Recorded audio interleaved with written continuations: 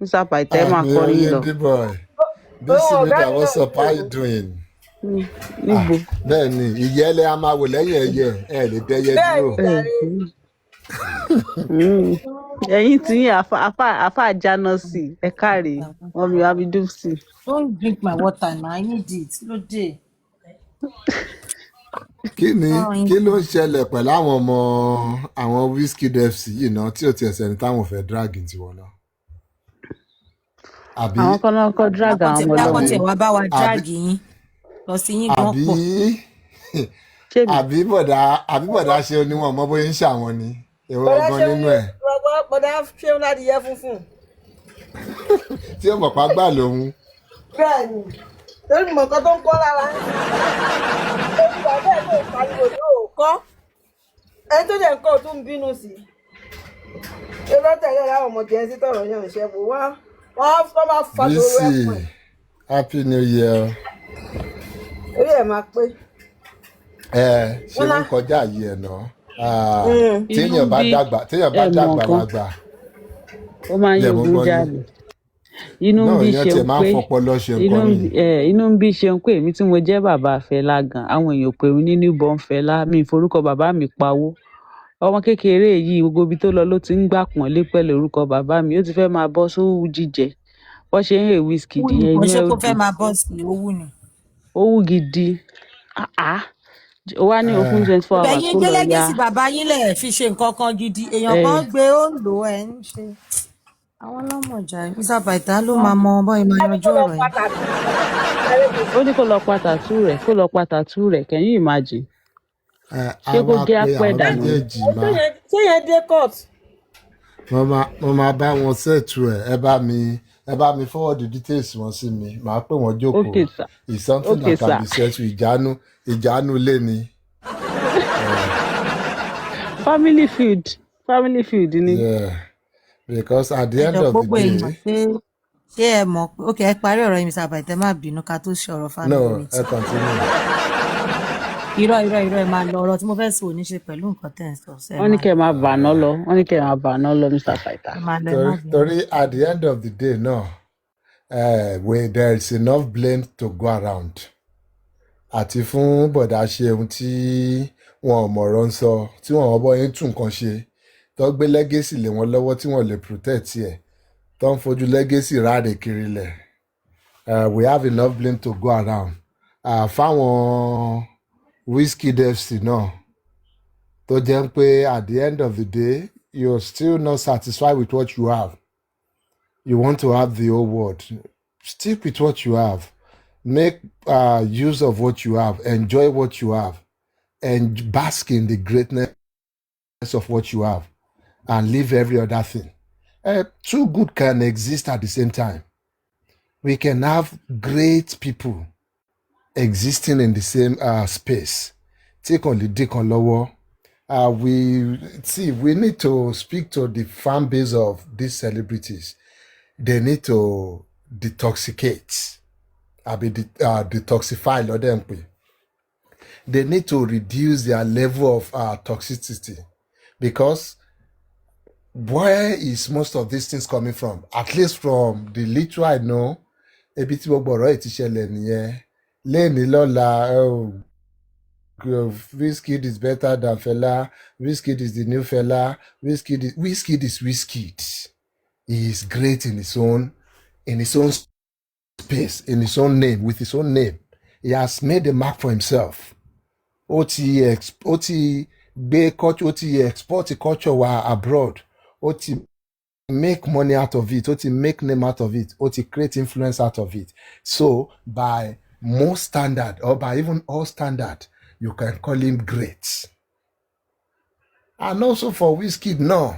Òun náà ní láti, because at the end of the day, ẹyin lóhùn tó bá ti jábọ́ ó ti fọ́ nìyẹn. And at the end of the day, ìjà ilé máa tán. Ọ̀rọ̀ tó sọ nínú ìjà yìí, somebody will use it tomorrow. Tíjà mi bá ṣẹlẹ̀ tí ò relate mọ́lẹ̀ rárá. Somebody will take those words and they will put meanings to it and they will be right to do it. Because kí ni yes wọ́n ti provoke yẹ wọ́n ti bá àwọn fan base yẹ wọ́n ti throw insult sí wọn náà lẹ́nu gbogbo rant wọn yẹn which was needless to start with that man Seun Kuti ó mess up ó fuck up gan it was needless that they are great yes let's even say those ones are coming for your dad yes àsọmọ gidi o máa fẹ́ support o máa fẹ́ defend the legacy bàbá ẹ̀ but you have to do it reasonably. You have to do it within the limits of decency, within some only láti compose ara ẹ̀ knowing fully well legacy ẹni tó gbé dání. O ò fẹ́ rubbish ẹ̀sọ́ ní láti ṣe jẹ́jẹ́ tó bá sọ pé o gbé owó aṣọ funfun ó máa mọ bóyá máa yà fún àwọn tó gbé epo dání ni nà ó. O kò ṣáà ló máa bá máa drag ọ̀nà pé èmi ló yẹ kí n gba abẹ̀yẹ kúrò bẹ́ẹ̀ fún mi at the end of the day ọmọ stay ní ẹ̀ dànù kò dẹ̀ sí nǹkan tó máa ṣẹlẹ̀ true fighting ni ọlọ́pàá ò lè mọ anybody sí yẹn. And for Wizkid yes you felt insulted they insulted your supporters your own supporter náà oníjọ̀gbọ̀n ni wọ́n we've seen them on other cases too you should have tried to de-escalate. Yes, Ali, so easy láti sọ náà tọ́ba ṣáà la wà nínú ṣù yẹn náà I understand but still to much is given much is expected. When your madness, not like madness, like in your anger, you should have tried to exercise some restraint. Because at the end of the day, let's say you're angry, yes, the anger will pass. What you have said will remain, and that will be left for analysis. And we can do a whole 10-hour show, even 7 days show, or 2 month show on whatever you have said about you being greater than Fela. It is debatable. Yes, you have your own greatness in your own way. Fela is there in his own way. Of course, it will be unfair to compare the two without setting out the parameters, the metrics to use in comparing greatness within these two. For starters, your own influence is still ongoing. You are still active. So your greatness eventually will depend on the next few years. If you remain active, or if you will drop out of influence, or if you will do something that will spoil every other thing you've done. We don't know yet. Fela has been dead for ages now. His influence is still there. So we can say this one is great. So, but not trying to undermine what Wizkid has accomplished too. But then he should have restrained himself from uttering such words. Yes, you want to insult Seun, you want to offend Yile. You still need to know that one way or the other, you're also promoting this man. See, people have to be careful when they are, especially when you're angry. You have to be careful. Ìwọ ló ya Fela sọ́wọ́. Ìwọ ni, because whether we like it or not, you rode on the back of Fela. At a point, yes, you've turned out to be a man of your own. Because Taba Masolo Sobo, this man created the path. Whether we want to agree or not, Omulo created this class, this genre of music, Afrobeat. Yes, you perfected it, you mastered it, you exported it to the whole world. You made killing out of it. But somebody created it. And it should not come from you. Let your fans bastardize Fela, call fashion Fela, yeah, it is still fine. You can still distance yourself from it when the time comes later. But not coming from you. Nipe wolowa so gogon pe I great, I did great advance, so now I great past your papa. So, but then, at the end of the day, no, ata no ba wa ni issue yẹn náà àmọ́kọ́tà máa ṣe. Because tí inú bá ń bíyàn náà, ó easy fún ẹni tí inú ò bí láti lè advice ẹni tó ń bínú lọ́wọ́ pé ẹ bó yẹ kó react lélẹ̀, ó easy. But still, it's all a kind of lesson. fún àwa tá a bínú sí pé ọjọ́ tí inú bá ti ń bí wa ká try láti watch àwọn utterances wa because whether you like it or not, even the ones that are hailing him now, they will remember it when they have issue with him later in the future, or they have any debate tó mú ọ̀rọ̀ ẹ̀ wá later in the future. It will be reminded. And let's now even take the argument out of it. Let's debate who is actually great or greater. Láàrin àwọn méjèèjì yìí, and let's set parameters for it. You will see that we might not, by the time we will leave here, most of us will conclude that, it's not the way most people should rí nǹkan bẹ́ẹ̀ yẹn. But let me sinmi díẹ̀, ó dà pé prof fẹ́ gbẹnu sí kí tó continue àbí anybody tó bá tún fẹ́ gbẹnu sí náà. Mr. Pythagoras, Happy New Year. Prof ní sẹ́, Happy New Year. Ọ̀pẹ̀dọ́ mẹ́ta sà, ṣe wà pa. Àjọ méjì pẹ̀lú ẹ̀. Adẹ̀kùn ìfàlẹ̀mọ̀ pàṣẹ yìí. Àwa ni a bá wa láyọ̀. Ṣé a máa rí ṣe máa jó sá? Ẹ ṣáà ti ra bẹ́ẹ̀. Máa jó break dance. I hope you are greater than Michael Jackson. Yes. I hope you're greater than Michael. Now, I'm happy with that you came on today, but I was still saying we can do some other things. There are some topics on ground. Sherry or Whiskey FC. The beef in Nigerian industry is very vast. It's too much that the problem they have with FC, Nipe, there is nothing they can do about Whiskey. FC is Poju. They have tried so much to bring Wiz down, to do a whole lot of things. They have thrown a whole lot of things at him for years now. But the FC here is like a cult. They usually stand gidigba behind Wiz. Could they see especially bash Wiz, especially bash Wanto, they will overcome him. Now, but àwọn lọ́wọ́ kan wá fáwọn èèyàn náà ni most of the time. Thierry go to one bed when you come from one FC, TFC bá wá fún ẹ, ó máa loud you. Ẹ̀yin máa try láti poke FC lẹ́gbẹ̀ẹ́. Nobody will hear them. But when FC comes for you, it becomes a viral thing. And when it does, it will now look like àwọn lọ́kọ́kọ́ wá fún yín. That's how it normally looks like. But let's leave that aside. Shehu have been coming for FC. He should have left it at that. Go for FC. Concentrate on FC. Maba offer. Even though it makes no sense. You are an artist.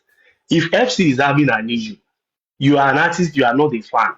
Let your own fans attack them or sponsor people to attack them. Maybe influencers or all these blogs and all that. But you as an artist, you came for FC. And you are doing videos for them back to back for about 6 days. Now you know that Wizkid is FC. If you remove FC from Wizkid, then who is he? These are the people that is backing him up. These are the people that is streaming his music. It just became the highest streamed this thing in Africa, but with is it 10 billion or something? He's doing the numbers, and it is FC that is backing him. Now you came for these people for 6 good days, and you saw that this thing is not going anywhere. And you now said your boss, which is Wizkid, does not value you. You guys are his fans, so he doesn't value you. He has not come out to defend you because he does not see you as anything. That's a direct insult on him, and you are trying to turn his fans against him. As far as I'm concerned, that is below the belt. You have gone beyond where that means you want to cut his supplies. Now. And as far as I'm concerned, whatever FC Banfa. We know Ronaldo fan, the hottest bands in the world is between Ronaldo fans and Messi fans. They will go sing on social media. And they do these things, they go to any length And at the same time, none of them have come out to say your fans clinical. They've been on their lanes. They will do their interview. A Ronaldo fan can say he's the best player in the world. They can say he's better than Pele, he's better than Ronaldo de Lima. De Lima ò jáde láti sọ pé what do you mean? Pele's family has not come out and say why this is the kind of thing. But you are a family, you are an artist yourself. Now you came out and you are bantering with my father is better than Wiz. Now, ìwọ fúnra rẹ, you are an artist. You are older than Wiz. Now you are saying your father is better than Wiz. Why not compare yourself to Wiz than be talking about your father? Now you came out, Wiz, you cannot defend Wiz cannot defend FC. You guys you don't mean anything to him. You are nobody to him. He doesn't rate you. He doesn't. I mean, as far as I'm concerned, he has gone too far. Though who is replying, if I want to see it, I know that blogs they actually blew it out of proportion. Wiz was just trying to bant like child Bajiman Tasirawa, I better pass your papa what you want. It's just like a bant. It's like a normal guy to guy bant. It wasn't really anything. But as far as I'm concerned, he probably should have done better as well. But Shewa went too far. And when you go to that extent, you don't know what you can get anyway. And so, more agree pẹ̀lú yín, but I just wanted to stress the fact that these people are the ear that Wiz break on. He came to Lagos when everybody thought this guy is going down. He came to Lagos December. He shut down everywhere. He was almost the best. I mean, the Olo trend during Nigeria during the December Oble, whatever December this thing that they did. Even after everybody has said is done, Wiz is done, is done, and he still came back and he still trended because Wizkid FC is there for him. So nǹkan tí mo rí bẹ́ẹ̀ nìyẹn. Téèyàn bá fẹ́ gbàjẹ́ lẹ́nu èèyàn, I think ibi tó bá dẹ̀ ti bá ara ẹ̀. Prof, mo fẹ́ kẹ́ parí ni ẹ má bínú. Ṣé ẹ mọ̀ pé apart from coming out for them, yeah, he started cursing them so bad. Ó láwọn òbí wọn ò ní jèrè wọn, ó ṣépè fún wọn gidi gan. Ó ní Wizkid ò rate yín, ẹ̀yin ọmọ òṣì, ayé yín dẹ̀ máa bàjẹ́. E no go better for Wizkid fans. E no go better for FC. Ó bẹ̀rẹ̀ sí ṣépè fún wọn gan. He actually wanted to trigger Wizkid on purpose. He wanted to do with that. Because attack yẹn ti pọ̀ jù for 6 days. Bọ̀bọ́ yẹn ò dẹ̀ lóhùn. Then you came out and you started. Èpè yẹn pọ̀. Ó ń ṣépè gidi fún àwọn fans yẹn. Ó ní Nasi say Wizkid no rate una. Òun ti ń wá fún yín látijọ́ ẹ̀ kò dáhùn. Ṣé pé kò ní dá fún yín sẹ́yìn? No go better. Ó kàn ń ṣépè. Ọlọ́run ló mọ orúgbó tó fà lọ́jọ́ yẹn. And that was what triggered Wizkid. And for real, Sherry Morikini has banter lóòótọ́ pa Mr. Paita. I better pass your papa yẹn. Àwọn guys máa ń sọ síra wọn. I'm sure he didn't mean it in lit pé mo better ju kí lorúkọ ẹ̀ lọ Fẹlá náà. Ṣé ó ti yé yín? So Ṣeun náà fẹ́ trend ni. He went too far, Mr. Paita. Ẹ sọ̀rọ̀ sá. He went really far. Tactics, you should know tactics of Ṣeun. Bí èèyàn bí very dark man ni. And when you know this kind of dirty tactics, tó fẹ́ lò láti get you talking, láti create kí ló ti ń pè trend and views and talk about them, to be in the media, to be in the news. I believe people have the option to do better. Yes, like I said, I'm not somebody who will blame anybody when they are angry for their actions. But at the end, we still need to say it the way it is. Because that's when we say those things that we wish we didn't say them. Because yes, it is all clear. He went for them. Of course, they came first, but still no, kò tí ì ní justification to go that harsh on them. And things bẹ́ẹ̀. Still, I believe even the Wizkid FC, they are enough láti fa Ṣeun ya. Because tí wọ́n bá máa fa ya náà, kò lè máa tán show every day for 6 days láti máa ṣépè fún láti máa bá wọn fà táwọn náà bá tó jàrá wọn gbé really. Yes, it's good for Whiskey to show solidarity with them, but I'm sure by discussing we know that he could have done it some other ways and it would have given maximum impact also without the negativity àti response ẹ̀ mú wá yìí náà. He would have shut him down still and everything would have been on point. And yes, òun lóòótọ́ tá a bá sọ lọ sọ́bọ̀ yàtọ̀ sáwọn ọmọ àlè kankan nínú Whiskey FC tó fi style ọmọ tó sọ̀bù Fẹlá ṣe gangan lórí lè sẹ́ẹ̀tì bàbá ẹ̀ for dragging. But then bóyá sẹ́ẹ̀tì ọkàn for dragging as a good person tá a bá ti mọ̀ pé nǹkan tẹ́ni ń try láti ṣe lélẹ̀ ṣàní láti take bait yẹn ni no. But I think enough of that. Let's leave the banter gbogbo yẹn. But now let's take a topic out of it. Who is greater, Wizkid or Fela Anikulapo Kuti? But they are incomparable, sir.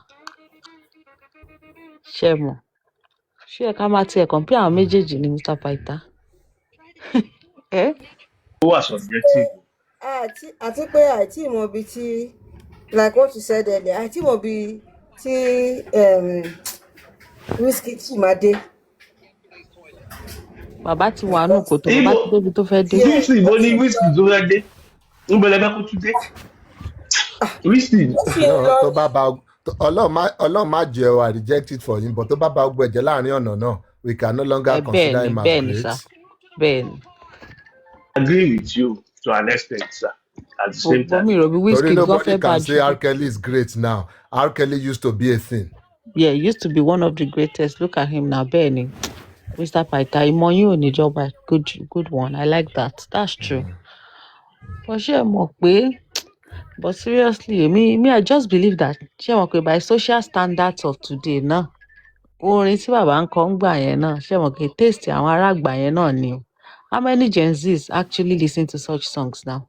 Gen Zs, Gen Alphas, taste of people's music has actually evolved. Taste in music has evolved, it has changed. Ṣé nǹkan tí mo sọ yẹn? Taste change, taste yàtọ̀. Àwọn gbogbo àwọn pípé mo sọ pé tó bá gbé bar, it's just like kán gbé Barrister jáde nsìn. Àṣì láwọn Gen Zs kan tó ṣe máa jó Barrister. Kí ló tó ṣe máa jó? Because we have people like Barry Shoki, his son. Tẹ́kẹ́ wọ́n funkify orin yẹn. Do you understand?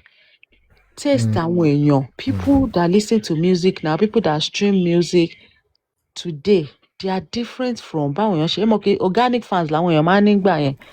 Most people who know Fela, they met Fela firsthand. It wasn't as if orí social media, orí internet, they know him organically. It's just like trying to rate Nelson Mandela through followers on Instagram. God bless you, sir. Benny. So it's different. Now there is social media, there is so many platforms. So we cannot compare. Fela is great, fine, this is that. But I evolve every day. If we continue to say that one person who did it then is the greatest, that means we are trying to say that life what was stuck in the past. There is no room for improvement. There is no room for people evolving. There is no room for change. Things are growing. We need to give these kids, we need to understand that ayé ò dúró sójú kan. Bàbá Fẹlá ti ṣe tiwọn. He has made a name. He has created a path for all of these boys. But I keep saying it, Wizkid is one of the people that keeps ringing Fela's name into our ears. How many of these Gen Zs really listen to Femi Kuti himself? Exactly, sir. Wizkid gan promote this Fela gan ju àwọn ọmọ Fela òun gan lọ. Tá bá fẹ́ wà realistic. So I just feel everybody is great in their own way. That's why I was kind of surprised that it would come that way. Láti attack Mr. through his dad. Let me put another angle to it. Jerry, these people, I believe that this drag was orchestrated. One, because these people if you see the way they came out immediately after Wiz made that tweet, BDM is out. What is this guy's name? Eléyìí tó short man devil ni tó máa ń post BDM yìí. I'm not. Today not started posting back to back. Like I see, it was almost like it was orchestrated. Now, Cherry bit yeah, no, not take bait, yeah. Yeah, Cherry bit what happened on it. Whiskey also used them. He used them in the sense that he made the tweet and they started dragging him. Ṣé what he released Jogodo lẹ́yìn báyìí. Òun àtàṣàkẹ́ ti release orin lẹ́yìn báyìí. The song is trending like mad right now. The number is too much. So that one himself, I think he used that opportunity as well to reverse. They release another album today on Atashake. The thing they do mad numbers. So I believe Sheikh is also in on it. Sheikh has your plan here, Papa. Enemy ò lè down. Enemy ò ní lè down. But if they were trying to bait him, they tried to hound him or something, to fall or something, he has actually used it against them because he's getting the numbers right now. That's how I'm going to say. So I will say he also, played them. He also used them to get the numbers he needed. Yeah, if he did that, if that was his own intention, I'll say well done to him. But then, this will still be remembered years to come.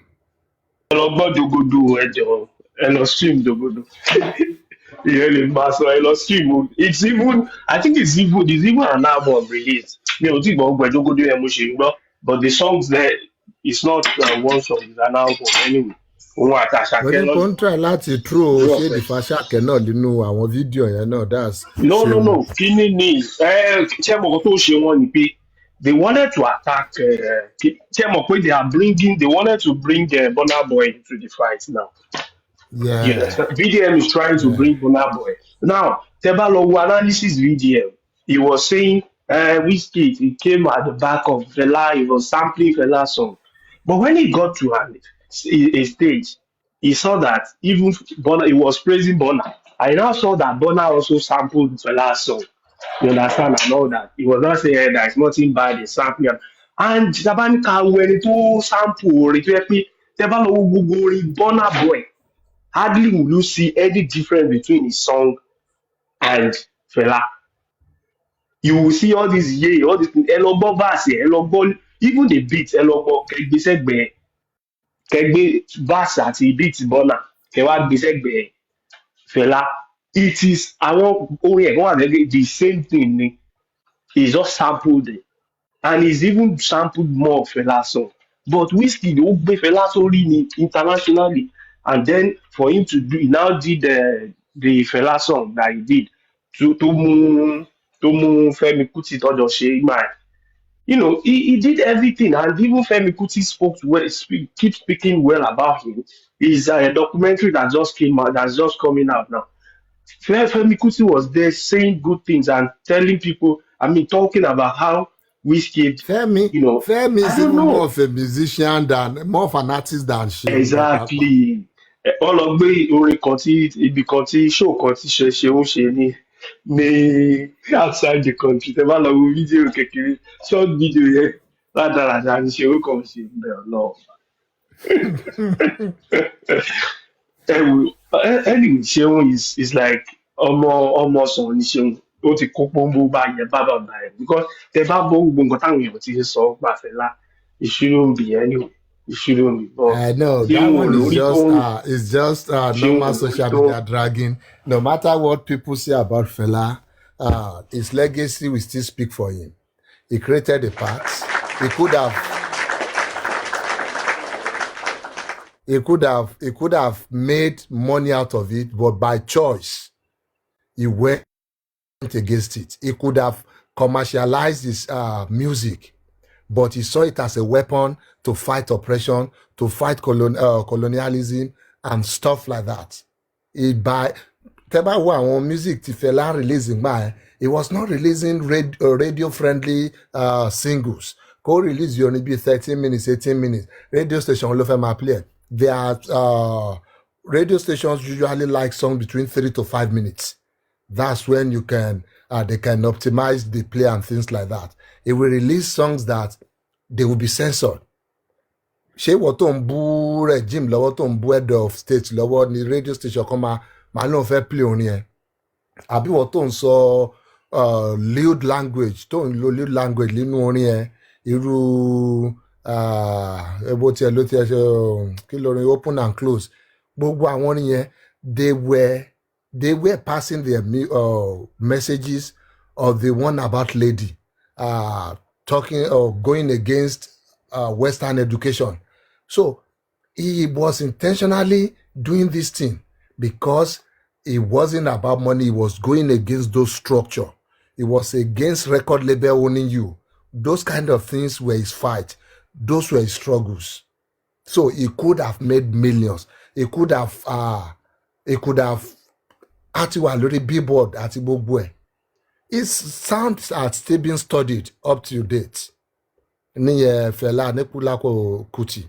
So yes, people can drag him because of shortcoming ọmọ ẹ̀, which is okay. But then at the end of the day, he's been dead for how many years now?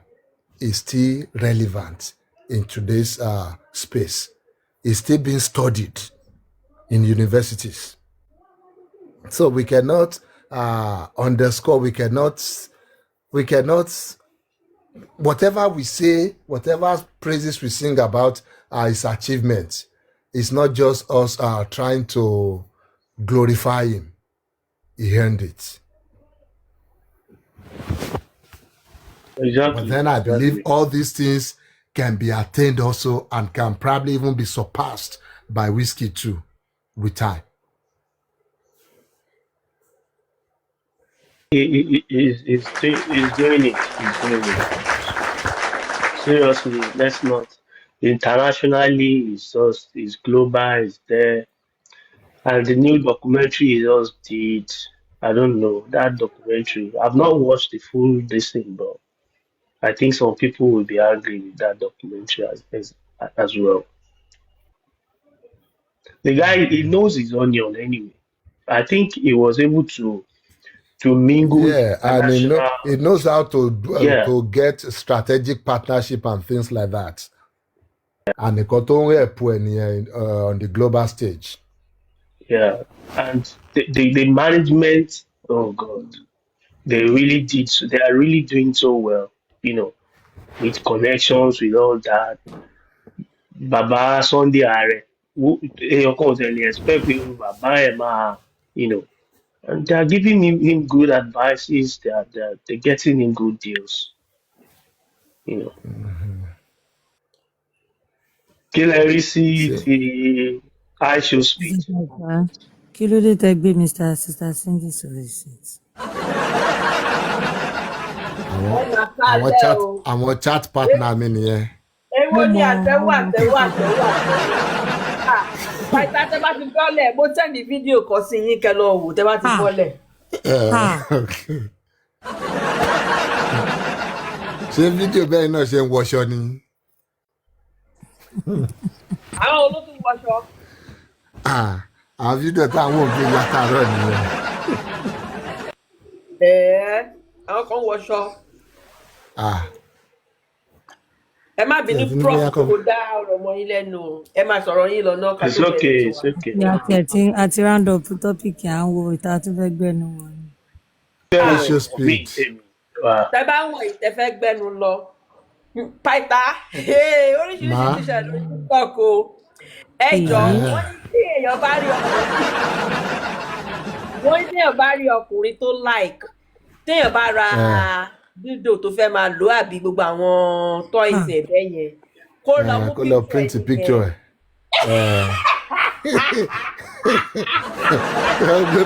Ẹ sọ́tàn Sister Cindy ẹ sọ́tàn mo láwọn kan tí mo fẹ́ ṣe fún. Òun náà ni ẹni pẹ̀lú ìparí ìdí ó lẹ picture ẹ̀ kó mọ́ máa níṣẹ́ ló máa fantasize ṣe ẹ̀. ránu kiri akọ máa parọ́ orúkọ yẹn ni Paita.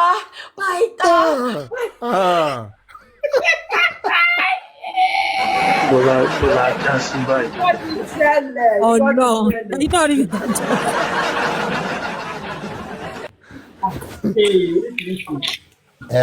Tó bá ti jẹ́ yẹn ni do me I do you ni àánà máa print picture káàkiri ilé náà nìyẹn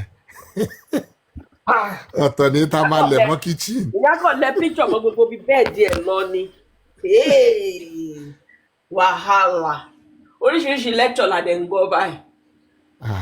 Ẹ máa lẹ̀ mọ́ ceiling tẹ́rẹ̀ kan a máa wo ceiling ni pé prof lélẹ́yìí kẹ́ ẹ.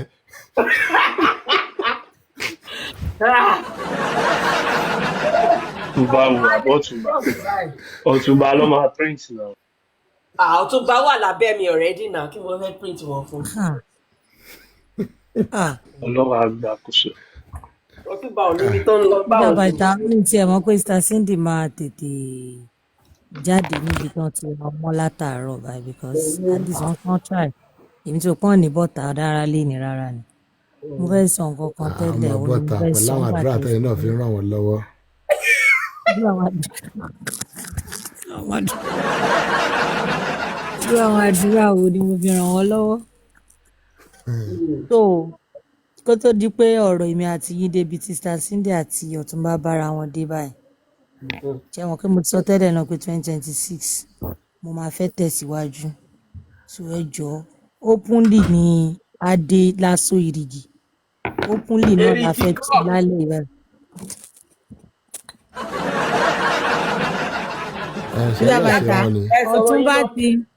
Ọ̀túnba ti lọ létí Sister Cindy orídìí oṣù mẹ́ta lọ̀túnba lọ lónìí Sister Cindy jí láàárọ̀ ìwà wọn ní táwọn bá ń lálàárọ̀ ọkùnrin lójú oorun wọn ní kí nìtún àwọn èèyàn náà ti so yín nìyẹn ọlọ́túnba làwọn rí láti rí ọjọ́ mélòó.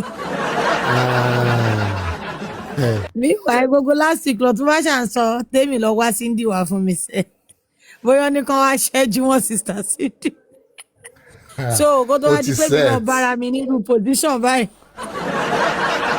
eré ẹ jẹ́ kémi yọrùn eré ti fẹ́ dòótọ́ kémi ẹ jẹ́ ká túrìgì yẹn báyìí lójú everybody. Mr. Paita ẹ má dá wọn lóhùn selfishness ṣé láti ọdún tẹ̀yìn ti tọ́ka jù ní ẹni ẹlẹ́ni lórí tí ẹni ẹlẹ́ni ò ti pẹ́ tí mo ti pa kándù àwọn lọ́yìn káwọ́. ọ̀rọ̀ abẹ́ sàlẹ̀. Ojú ayé lẹ́rí yẹn. Paita kú ọdún o. Àkú ìyèdùn màmí. Àti ríra lọ́dún yìí ṣá ẹ̀kan dà wá nù ni. Kò rí bẹ́ẹ̀ òkè yìí ni ò jẹ́ ká rí tọ̀hún. Ẹ̀yin gan ti ń fọgbọ́n yọsẹ̀ kí Sister Temi ó tó yọsẹ̀. Irú àwà pẹ̀lú yìí. Mọ̀ pé àwọn méjì lọ́jọ́ fúlàní ẹ̀ ni ẹ sọ pé wọ́n ti ń dọ́gbọ́n ju yọsẹ̀. Adúró kàkàràkà àfọ̀. Ẹ má fọ yíká òkè sẹ́ni tó máa kó yín o. Oh Lord. Paita ṣe gbọ́ pé ẹnìkan ń bọ́ nìyàn ó sọ wípé ó ló fẹ́ sùyọ̀ ni ẹni tí wọ́n bọ́ sí ẹni tí ẹ kó fèsì ẹ ò tiẹ̀. Ó máa ń fọ́nbù gidi gan máa ní Paita. Mo fẹ́ rẹ́rìí kú mo ń drive lọ́wọ́ lọ́sàn-án gbà tí mo bọ́ mo ní owó tó dé lọ́wọ́ tó yẹ kó lọ fi àwọn oògùn ọpọlọ tọkọ fún ẹ. Ó tiẹ̀ lọ ṣe plastic surgery. Ta ló fẹ́ sùn yọ ni. Èyí tọpọlọ ẹ yíyẹ̀pẹ̀ yẹn ni. Yí ajẹ́kù tírélà.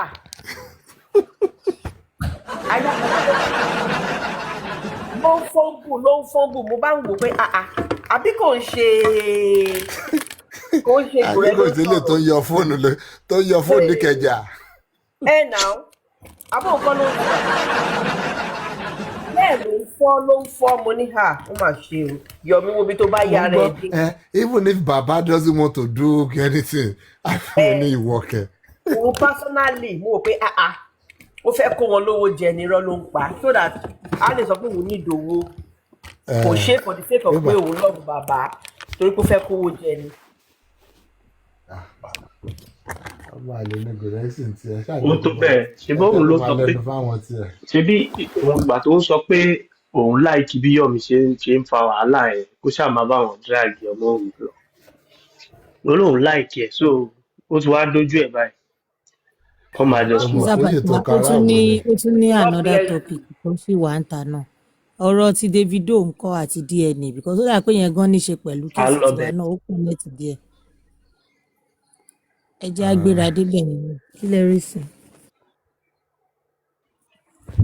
Davido ẹ ṣe bó ti ẹjọ ẹ ṣe má díẹ̀ bínú rẹ ló ẹ ti tó ṣe gbéra márùn-ún. débẹ̀ ẹ má all bínú right Yes, ẹjọ ẹ tó madam. gbéra débẹ̀ mo ní prof àti prof náà ṣẹgbọ́n nígbà tí wọ́n ń sọ ní ọ̀dọ̀ papa shit ní alẹ́ àná tí Yọ̀mí sọ̀rọ̀ embassy ṣẹgbọ́n bí Papariano ṣe fi Yọ̀mí pa gidi gan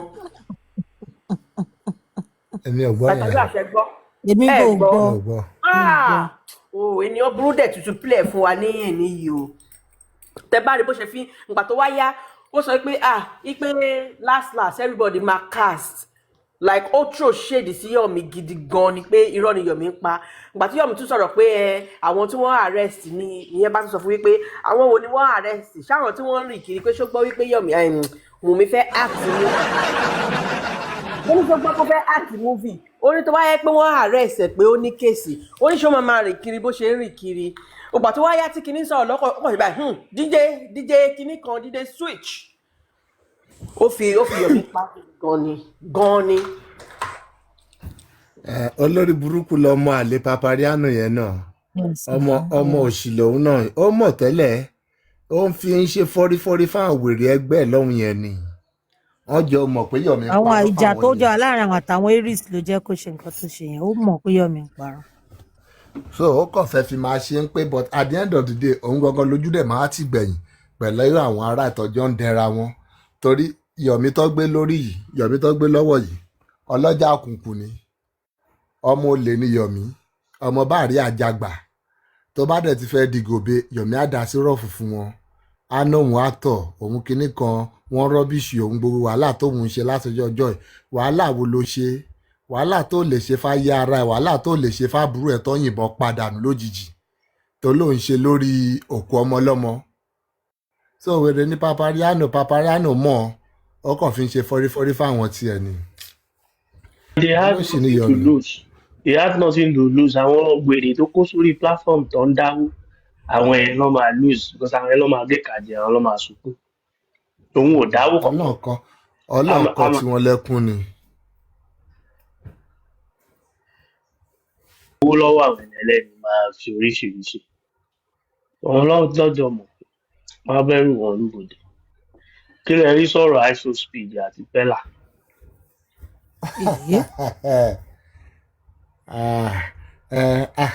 At the end of the day, you know, like they say, any publicity or publicity no good, depending on how you manage it or what you get out of it. Yes, embarrass here. At the end of the day, lè sọ pé embarrass òun ló embarrass ara ní Epela because somebody of that what's the word here now, with that kind of influence, with that kind of following, ìwọ náà dẹ̀ ní following títí ẹ, you should have found a way behind the camera láti try láti book something with him, not just dropping and trying to take his shine away. Òun ló ní show, òun ló ní tọ́ ẹ̀ tó ń ṣe. You cannot just come from nowhere ọkọ̀ lọ gẹ̀ẹ́sì kan wá òun rán àwọn fans ẹ̀ kọ́ lọ máa bọ́ǹbù gbogbo comment section ẹ̀ kọ́ máa bọ́ǹbù presence ẹ̀ bẹ́ẹ̀ with your name. More like you're trying to impose yourself. You're trying to force yourself into a space without regard for his own plan. So these are the kind of things these young streamers, these young people going into media, they need to know. There should be some level of professionalism in this thing. If it's their space, you need to respect it. You need to try, and you have your management team. He has his own. You could have sent them to him, kó try láti bá sọ̀rọ̀, kó try láti find an opening for you. They would have if they were really, tó bá really mean it, tó bá really feel pé okay, it's a strategic kind of relationship or partnership that would be for you. You would have sent your management earlier. You knew it was coming. Even you've made jest of it on your own charts, on your own life. Ní pé tó bá dé náà ó máa snob ẹ ní àbí nǹkankan bẹ́ẹ̀ yẹn. So, but yes, fine, lè máa fi yẹn ṣeré, but you could have planned ahead. Rántí mú ẹ kọ́ lọ bá kọ́ wo right time láti put yẹn in. Tó bá require bóyá kẹsàn án owó kan àbí kẹ́yìn náà put our commitment kan into place. You will do it. It's your area of influence. You could have used it well, but because of proper strategic thinking, and I will still, in a way, I'll still put it on his management. That is why people have management. People need to grow some spine. When, yes, even if it's celebrity or powerful people, as long as you're their manager, you need, yes, even if you lose your job, you should be able to stand up for these things. No, Aziz, Abi, Pella, no, we are not doing that way. This is how we go about it. If as long as I'm here, I will step aside. Then I can come back. You need to, and that's if you want to put it on a global stage or on a political stage too. The same problem pẹ̀lú wèrè America ní Trump. Our cabinet members, they are not telling him the truth. They are not standing up to him, telling Baba, no. Yes, yes, you can. Force away in your but it won't be nice.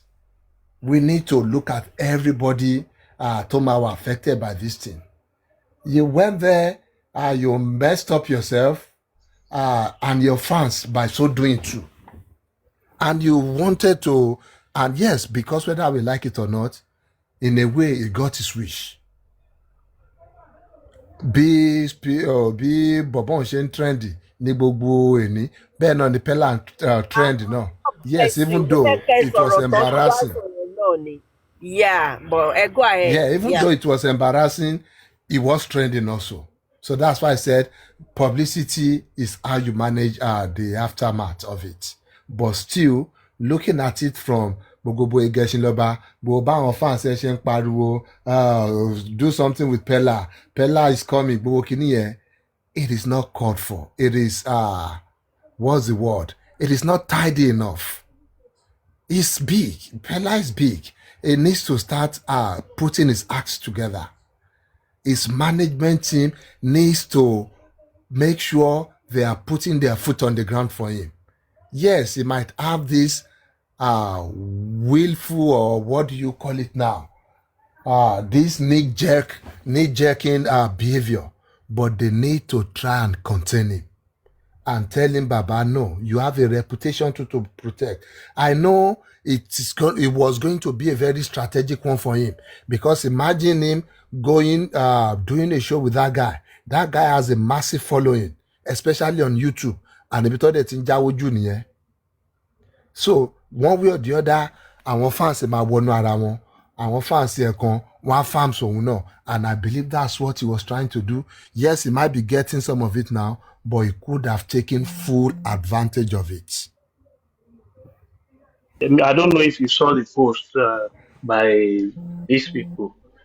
So they were saying that him coming to Africa was meant to showcase African culture, and he didn't come to Africa to meet streamers like him. He was there to showcase some other people that are talented, doing some talents that is not visible to the world. It's just he wanted to give them visibility, and that everything he does is already timed. He has to be at a place for some time, for some minutes. He has to be, so there's already a schedule that he was following. So it's not as if he's just going on the street meeting anybody, just you know. And I saw some of the videos where he met some guys doing this kind of skating and all that, some people doing some other things like that, dance and all, people that are not really visible, that are not known like that. So I think he has his plans before coming. So it's not that somebody I will feel just that. start. But I I also want to read believe that. something like that too. I also want to believe that Omo Pella, ó kọ ignore ẹ̀ ni. Pythagoras ẹ sọ wípé àwọn management ẹ̀ ṣẹ́ ti gbàgbé pé nǹkan tí Jarvis máa ń sọ nípa Pella náà lélẹ̀. See, Thomas sọ wípé education is not a scam o. This guy needs to go back to school. He needs to go back to school. Owó kan wà lọ́wọ́ ẹ̀, ó kàn jẹ́ pé kinní ni ààrẹ ò balẹ̀ rárá. And bí ẹ ṣe sọ náà tó tọ́, bí bàbá yẹn ṣe ń trend náà ni òun náà ń trend, because kò sí nísìnyí pé àwọn èèyàn ní notice ẹ̀, even àwọn èèyàn the other guy yẹn náà nísìnyí mi mọ́ bọ́ yẹn pronounce orúkọ ẹ̀ yẹn, wọ́n á ti rí òun náà báyìí nísìnyí. So nǹkan tó fẹ́ ó ṣì get ẹ̀ náà at the end of the day. What he gets at the end of the day. But only, I mean, he needs to farabalẹ̀ gidi gan to go back to school gangan. Sherry Jarvis àti guy yẹn ni. Even Jarvis go on to try láti sọ fún wípé have you bet Pella? So I think he ignored him intentionally ni, apart from wípé nǹkan tó sọ pé òun wá ṣe lélẹ̀, ó mọ̀ọ́mọ̀ ignore ẹ̀ ni. Pella has the visibility already now. Mo ìgbà tó gẹ́ sí lọ́ba ẹgbọ́n tó sọ fún ni, Pella said, I am Pella, I am big. Can we do something together? He also he knows he's big as well. So he has the visibility already. No, what Pella wanted more. Because big and yato on the global stage, that guy is way bigger than Pella. Yeah, so Pella wanted more. He wanted something to shoot him out there in the global space. And yes, Pella talks carelessly sometimes. I know there are a lot of toxic fans now. Before now, Otilom si chatty boboye, Totilom bomb pẹ̀lú comment. We'll do something with Pella, So, yeah, while only gbogbo yẹn náà lè ti irritate boboye sílẹ̀. Go to where lójú ẹ̀ pé you are now still trying to impose yourself or try to take the shine away from my program. It was there for a reason. It was in the middle of something. You cannot just drop in on him like that. Look at Jarvis. Jarvis said... ẹ má bínú, ṣé tún rí old video Pella tó sì sọ wípé tí guy yẹn bá wá sí Nàìjíríà kó wò tẹ̀ ní kíní kó wò rí. Talk more of taking a picture with Nipo must not be. Yes. Yeah. Mm-hmm. He's sometimes he's careless. Jarvis ni nígbà tóun débẹ̀ eventually tóun rí, ó ti pa live stream. Ó ti ṣetán ọkọ̀ fẹ́ mọ̀, they were just there to maybe just relax. Later ló ní yakọ̀ tán live stream padà again. So meaning you can't control his time. You cannot control his space. You need to respect that. People need to respect other people's privacy and their time also. And that's what mistake Pella Sheni. You just want to drop in on him without sending an advanced team. Láti lọ try to go and soften the ground for you or look for something strategic tó jẹ́ pé entrance ẹ̀ méjèèjì máa coincide ẹ̀dẹ̀ kíra briefly or tó bá dẹ̀ fẹ́ start discussion, you should have done it in a civilized way. The OGB went to take a picture with Aisho. He was like allowed to take a picture. Immediately he said Pella, and Pella was standing just beside the car in front. Even the picture, you can see Pella standing. Immediately to mention Pella by our bounce OGB. Ó ti máa kò lè sọ pé I show speed ò lè sọ pé òun mọ Pella. Ó mọ̀ bọ̀ tó wọ́n pé àlàyé lọ jókòó jọ. Ìṣe wa ní Naija ni wípé ẹ kàn yọjú síyàn without informing them, giving them prior notice that àmọ́ ń bọ̀ lé yìí o. Ṣé mo rí àwọn attitude bẹ́ẹ̀ yẹn? Nǹkan tí Pella ṣe nìyẹn. Like you let people know I am coming. Ẹ kàn kọlẹ̀kùn lé onílé, ẹ dẹ̀ fẹ́ wọlé. So nǹkan tó ṣe níbi ìfẹ́ yẹn ni ẹ̀yẹ́ òpin àbí kí ló ń ṣe lé? Àlàyé lọ jókòó jọ.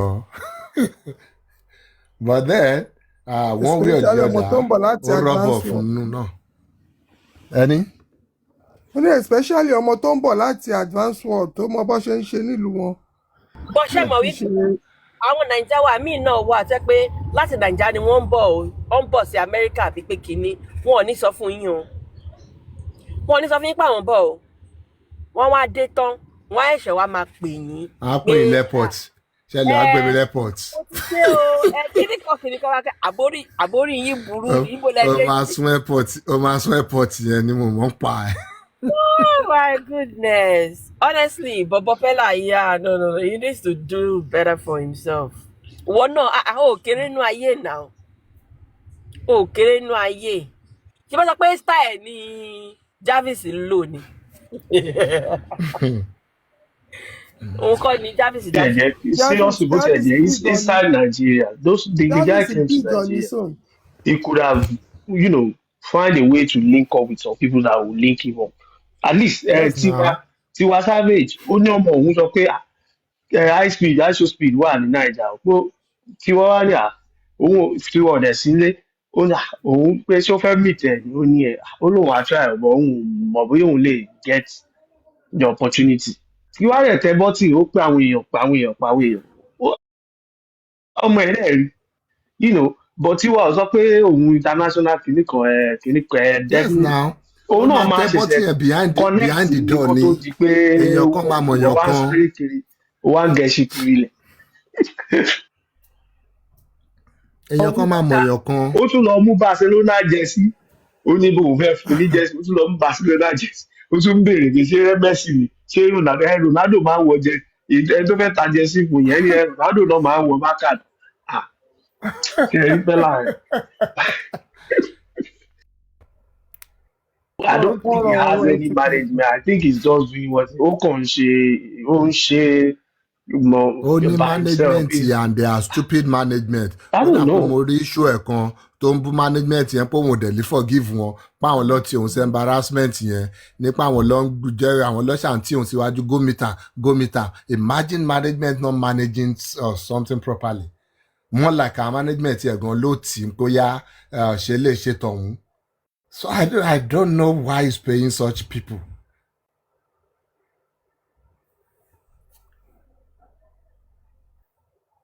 Àfi sùúrù Ọlọ́run á gbà fún ìyẹn ti lọ gbọ̀nà Benin Benin lọ báyìí. Àbí ó ń ṣe ó dà pé African tour ni ó ń ṣe. Ó dà pé is it Benin Republic Ivory Coast ó sì fẹ́ lọ Ghana. I think 4 countries ló kù tó fẹ́ lọ something like that. I can't rántí wọn but it's on the way to Benin now. From there maybe get to Ghana and Ivory Coast. Ṣé ẹ rí videos àwọn Americans kan tí wọ́n ń sunkún wípé wọ́n parọ́ fáwọn nípa Africa ni? Ìgbà tí iStop lọ yìí ni wọ́n ṣẹ̀ wá rí i pé irọ́ ni wọ́n pa fáwọn pé àṣẹ Africa fine gan. Torí pé ó ti ṣe àwọn other tours náà ó ti ṣe European tours wọ́n ní wọ́n accept African ju even Europe lọ ó ti ṣe àwọn other tours so nǹkan tí wọ́n gbé fún wọn pé Africans are this African are that so wọ́n rí bí wọ́n ṣe accept joyfully. They were like, and apart from that, see, majority of these Westerners, whether Americans or even European, most of them are, in a way, I can call them illiterate. Because traveling is part of education. Púpọ̀ ni wọ́n travel kúrò nínú ìlú wọn rí. Àmọ́ wípé ẹlòmíì ò wọ plane rí nínú àwọn people yìí. Nǹkan tí mídíà wọn bá sọ fún wọn níbẹ̀ yẹn àbí àwọn local news wọn nǹkan tó mọ̀ nìyẹn. Some of them still believe Africa is a country. Some of them don't know that Africa is a continent consisting of many countries. So they only lọ sí àwọn Ivy League, only lọ sí àwọn big schools and all that, but your education is not complete if you have not traveled out of your own hometown, of your comfort zone, of your country. I can say it, your education is not complete.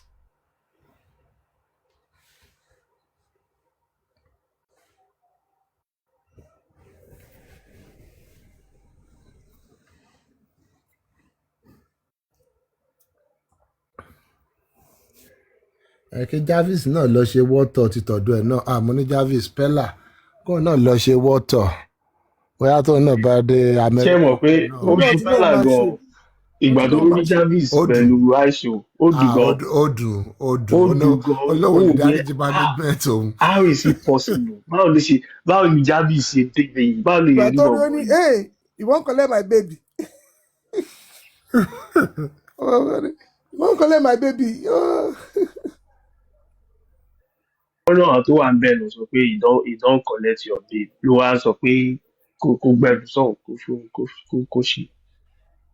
Anyway, ìka tó bá ti bíìgì ju ẹ lọ. wọ́n tún lọ fún ah, ìhàn lórí fóònù pé kó wo Jarvis àti ìgá ìyẹn ìka làwọn yẹn ìka ni wọ́n alábòsí ni wọ́n. but Mr. Paita ọmọ aisho yẹn big o ká má parọ́ o. Ó bíìgì. èèyàn tó Ronaldo ó really fún ní visibility bó ṣe ó ti gba best streamer in the world 50 three million times followers. 3 times ó ti gba award best streamer in the world. Followers Ọba àbí fún subscribers lórí subscribers YouTube. ni o not followers o 50 Really? million subscribers ni o. Wow. Ní YouTube. Ìgbà tó dé Nàìjíríà ló pé 60 million 50 million yẹn it was about 47-48 million. Nàìjíríà ló wà pé 50 million yẹn ti pé and he's not 21 years old. The guy is dining with president so bóyá wà ẹ kò síbi ẹ tó lọ bá FIFA president tí ẹ bọ́ sùtù tó jókòó as FIFA president for few minutes. Jerry Naija a máa ẹ̀fọ́ gidi gan bọ̀bọ̀ egungun yẹn àbí kí lorúkọ ẹ̀ ẹ gbọ́ stupid kìíní tí mo sọ. Egungun ti gbálẹ̀. Fọ́rọ̀ bíi tó bọ̀bọ̀ yẹn sọ ọmọ. 21 years you are saying that you are this. Mario ní ìgbà tó pé turn around ìdí ló máa ń sọ so kò wà prepared láti ṣe ọ̀dà. Abẹ́ ilé interview ló máa ń ṣe olóṣì ó ní you are this fit at 21. Okay ṣé o expect 21 rí jẹ́gẹ̀dẹ̀. Ó yẹ kó máa lọ pa ni. Kò mọ nǹkan tó máa sọ ni òun náà wà overwhelmed ni. Ó wà exactly that's the word.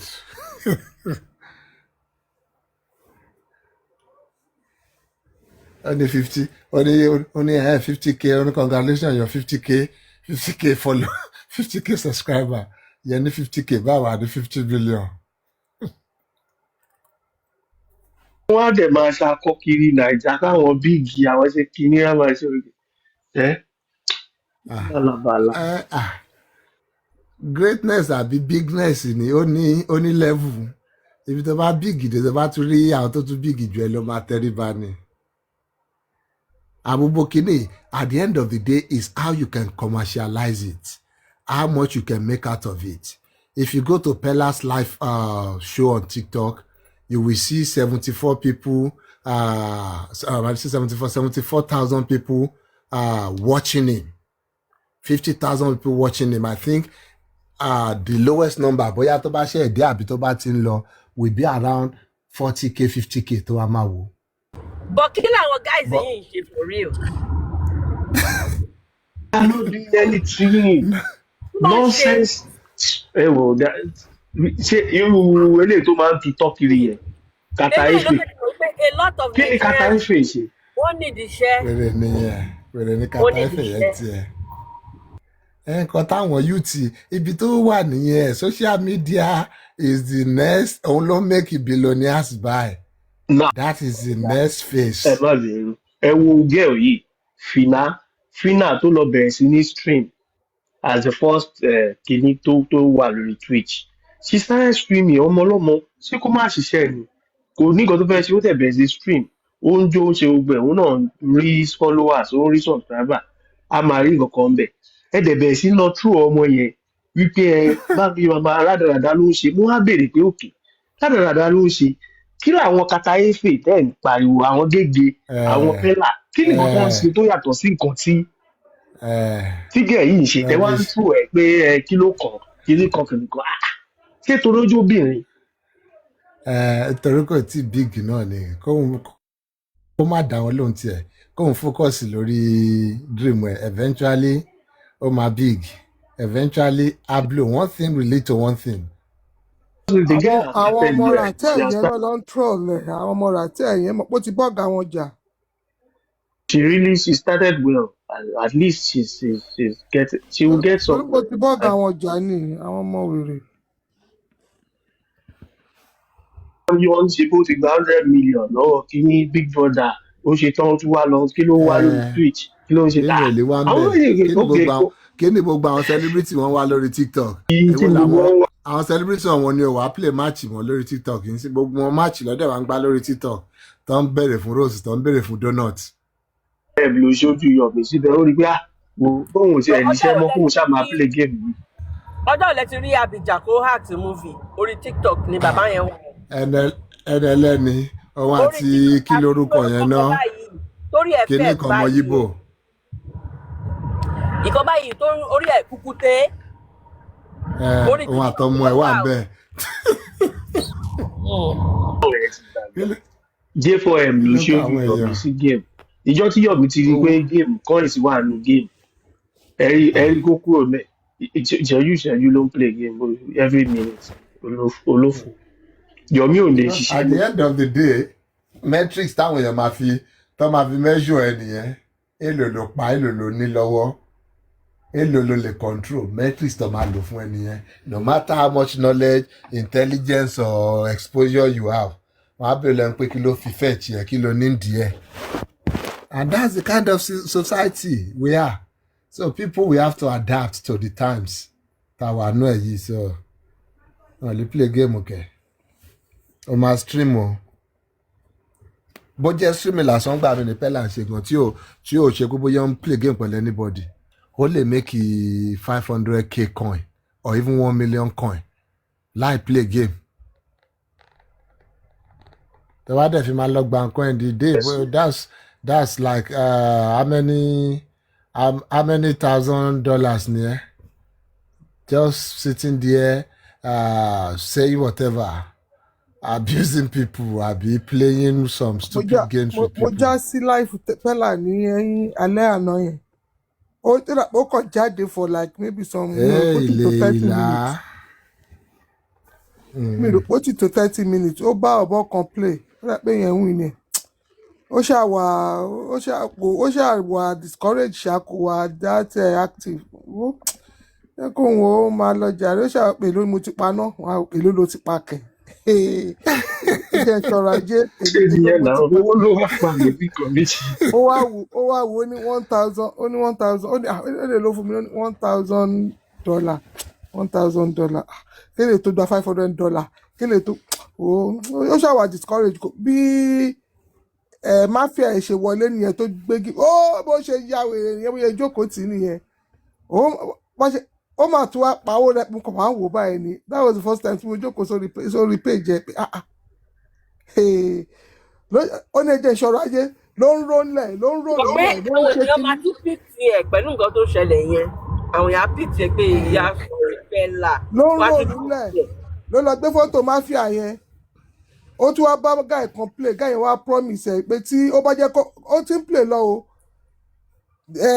difference tó wà láàrin wọn má jì tó wà láàrin wòtí bíi 200 coin lọ o báyà wá ní kó jẹ́ kó òun win pé tó bá jẹ́ kó òun win pé òun promise ẹ̀ di 20 million coins. 20 million coin báwo. Pẹ́lá ní what did you say? 60 million coins máa lọ fún. Only 20 million coins. irọ́ 20 million coin báwo níbo láti fún.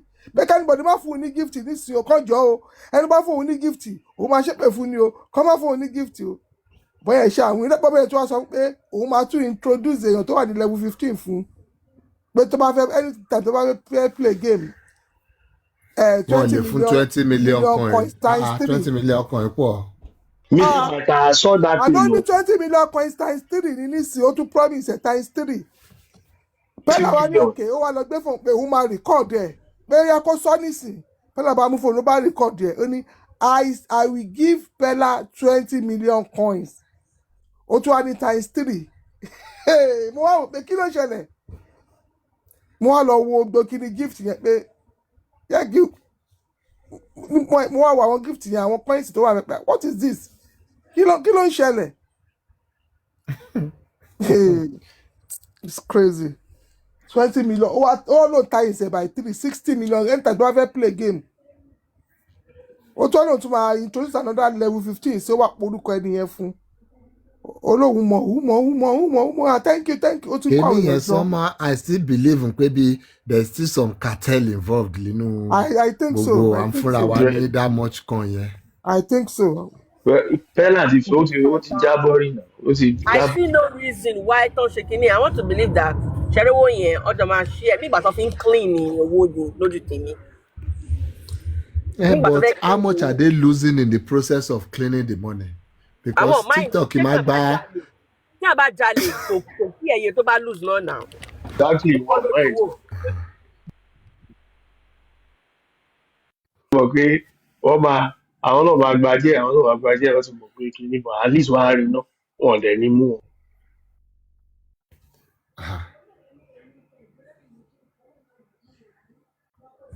Tí n bá fún yàn ní iron méjì in a month màá wò wípé ọ̀gbẹ́ni calm down ó lọ ń ṣiṣẹ́ clock in clock out kò jẹ́ kó rí ẹ pé o jẹ́ kó rí ẹ pé màmá èmi ni mo máa bára mi sọ̀rọ̀ o ní láti bá mi sọ̀rọ̀ bára mi ni màmá bára mi sọ̀rọ̀ pé wá àbí tí ó bá gbé iye tí mo ti bá rí statement of account mi ní oṣù yẹn màá wò pé wá ó dà kó kọjá ìyẹn lóṣù yìí o mẹ́tọ́ ìfún bí oṣù méjì àbóṣù mẹ́ta kan orí tó ná kínní. tẹ́ẹ̀rí apple pay tẹ́ẹ̀rí apple fàwọ́ yọ. ẹ náà màá máa wò pé kínní àwa o. Ó yá ká lọ sákìlékè báyìí àwọn adélékè o.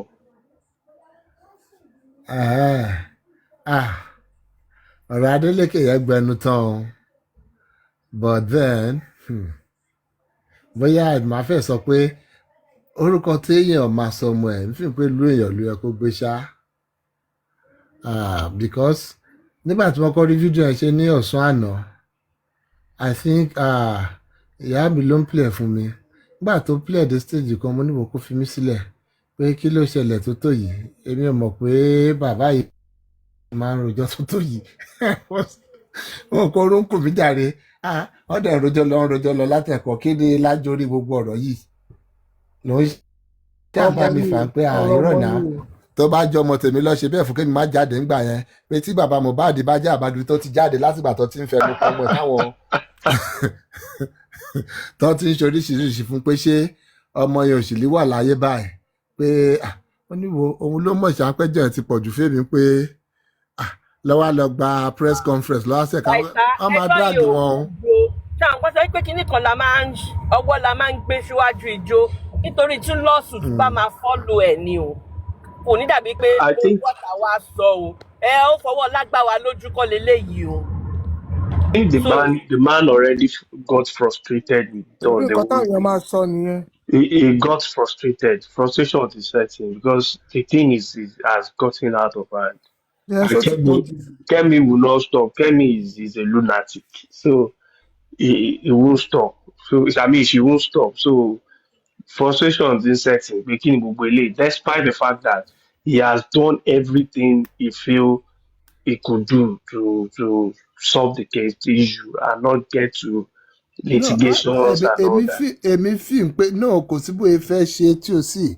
At the end of the day, yes, it might be that ó lè jẹ́ pé bóyá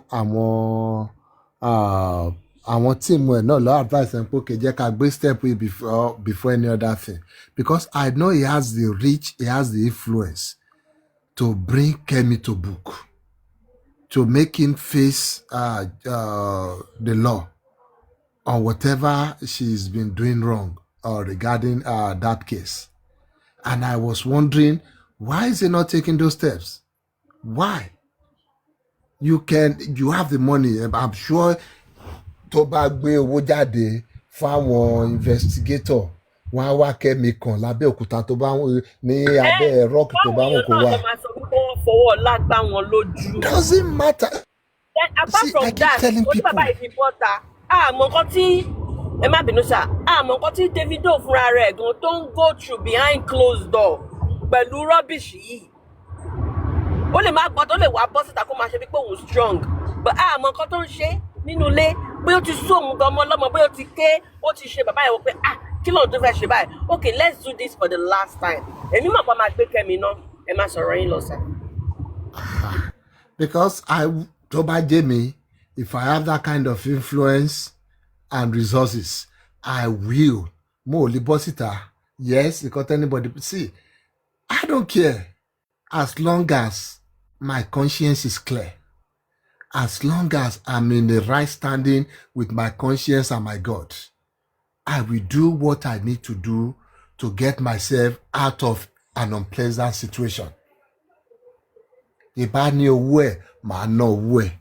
Tí bá ní power ẹ̀, màá lo power ẹ̀. Tí n bá ti, èmi àti conscience mi ló matter really. Mo ò kí ẹ̀ nípa nǹkan ojú táwọn èèyàn máa fi paint mi. And thank God he's not even a politician. Tábà pé bóyá wọn lè dìbò fóun ni o, kìnìkan. I wouldn't care. Fine, I understand him coming out. He's been a gentleman. He's trying to brief the public about the case. Ní pé kí ló ti ń porúkọ ẹ̀. Èèyàn àkọ́kọ́ ẹjọ́ lèèyàn máa ń bá èṣù àbógun rò. Ló bóyá nǹkan tó ń try àti ṣe nìyẹn. But myself èmi máa take action o. Tá a bá ti mú tán, tá a bá ti gbé tán, I can now set camera. Tí bá fẹ́ ń gbà yẹn láti wá ṣàlàyé fún pé kan tó ṣe leléyìí o, nǹkan tí mo ṣe lè jáwọ́ lọ́rọ̀ ẹ̀ leléyìí o. I can do that, but màá ti kọ́kọ́ gbé náà, màá ti mú sọ́wọ́ náà. Because whatever he has done, ó ti damage one way or the other. Pytha, ṣẹ́rí why tí jíjáde ẹ̀yẹn tó ṣe wà important and tó dẹ̀ tún fi affect case the public opinion. Ṣẹ́rí anonymous ẹ̀ṣẹ̀ mọ̀ wípé this internet is very powerful for a man like that, a man of that caliber, a billionaire and a person tó kì í ṣe èèyàn tó tún jẹ́ social media person. Kí issue social media yìí kó tó lè affect ẹ̀ kó tó lè jáde. Ẹ mọ̀ pé àwọn èèyàn ti conclude tẹ́lẹ̀ even ó ní àwọn platform kan tí mo ti sọ̀rọ̀ kan tí wọ́n sọ pé mọ̀ àwọn billionaire yóò lè pé wọ́n ti lo owó for the fact pé àwọn èèyàn ti ń gbé kiri pé wọ́n fi owó wọ́n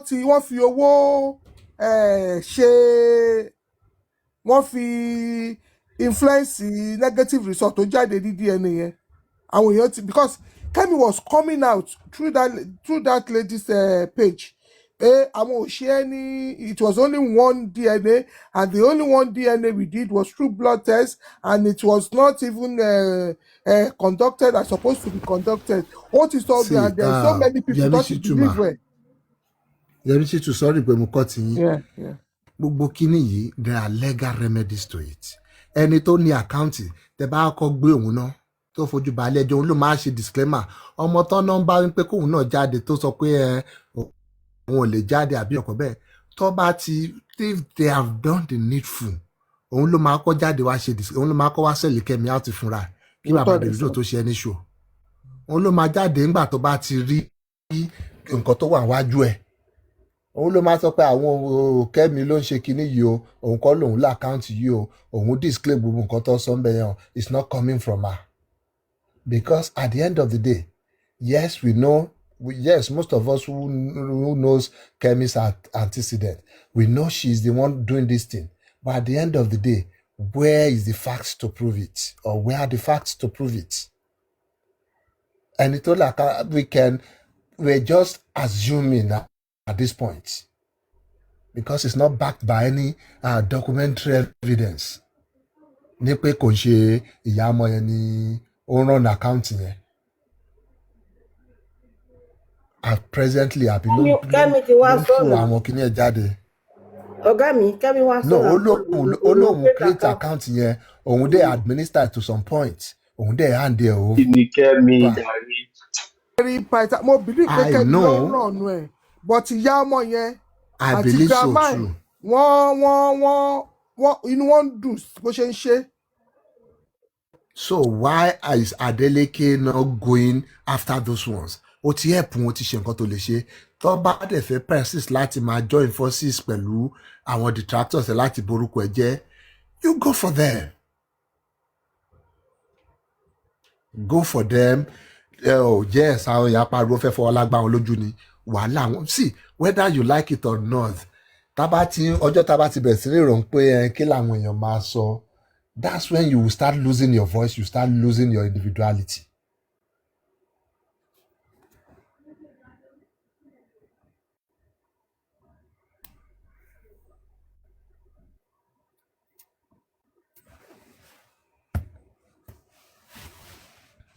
Mm-hmm.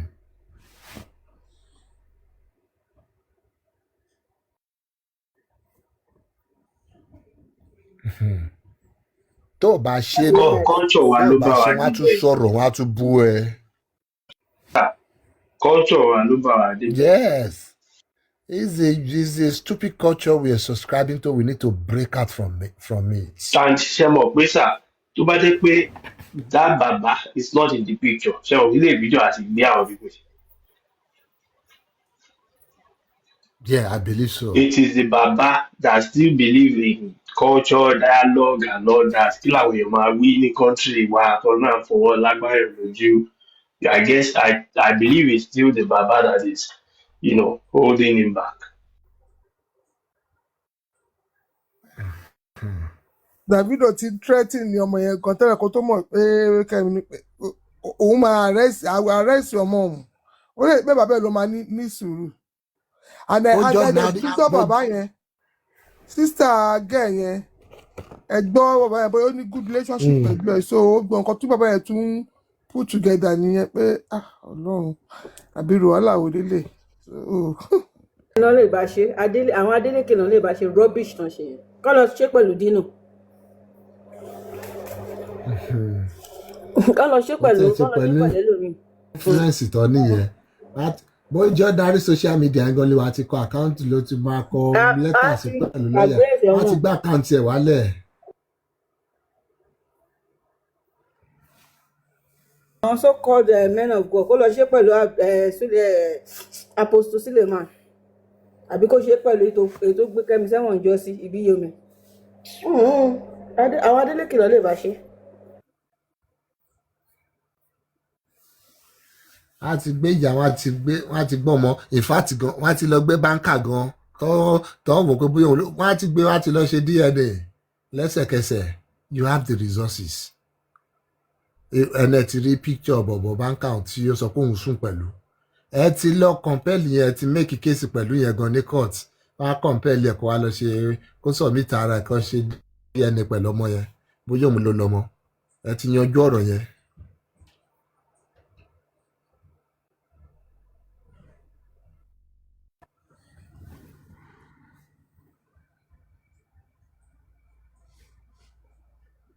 Ìyálóde Adeleke kẹ àbí kí là ń wò yìí tàtún ní Ìyálóde Adeleke o.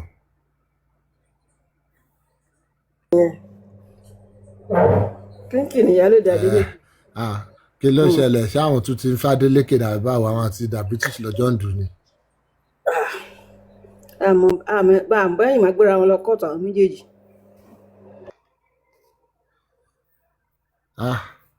sísítà mi dẹ̀ ní Ìyálóde o bẹ́ẹ̀ mi dẹ̀ ní dà British ṣé kí wọ́n fi bẹ́ẹ̀ mi tọrẹ fàdélékè ni. Prof. dà British láì nílẹ̀ ó lọ ní Adeleke. Kẹ́rí sọ̀rọ̀ ọ̀rọ̀ bílọ̀d àti VDM Ratel. àwọn yẹn máa dàgbà àwọn pa. Àwọn ló ń tiẹ̀ ni. kí lọ́jọ́ ń fà náà kí ni nǹkan tọ́jọ́ tiẹ̀ ń fà recently náà. ó ní bílọ̀d lọ rẹ́gísítà Ratel app.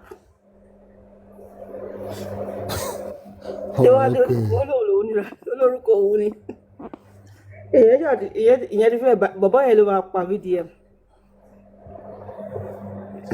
yóò ti wá gbé lọ́kọ̀t kó gbé lọ́kọ̀t náà. kóòtù wo ló fẹ́ gbé lọ ó ní VDM ní influencer òun kó máa bí olóòwò ló ń polówó bísínẹ́sì yẹn kiri.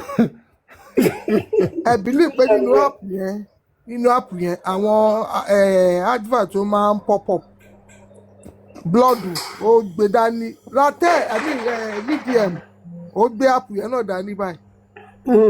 àlódì influencer òun ó ní picture ẹ̀ sí. Only 60 million for 6 years. Mi ìdẹ̀rù pé VDM ó suck up sí pé òun fẹ́ bá polówó. Ó fi ń ṣe yẹ̀yẹ́ ni. Ó dẹ̀ gbé picture ẹ̀ sí inú app yẹn gangan. Ọ̀gbọ́n yẹn ló máa pa VDM. Kò ní sue ẹ̀ for that. Láti picture of VDM bá wà ń bẹ̀ gangan. VDM máa gbowó lọ́wọ́ ẹ̀ ní at the end of the day. Ó ní kó wá sóní ìṣàkáwọn jọ picture wà ń bẹ̀ gangan o. Picture wà ń bẹ̀ gangan tó gbé Ratel app yẹn dání. Wọ́n ní kó wá sóní ìṣà. A gbowó lọ́wọ́ ẹ̀ ní tó bá ní pápá tí mẹ́kì owó.